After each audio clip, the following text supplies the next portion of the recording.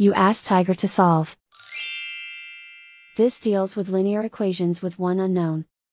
The final result is k equals 45. Let's solve it step by step. Simplify the expression.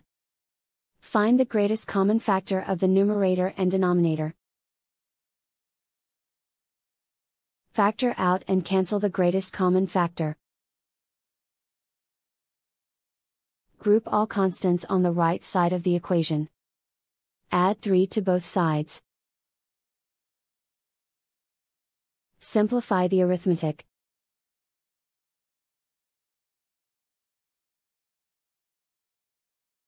Isolate the k. Multiply both sides by 3.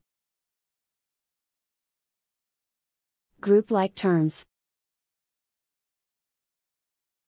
Multiply the coefficients. Simplify the fraction. Simplify the arithmetic. And so the final result is k equals 45.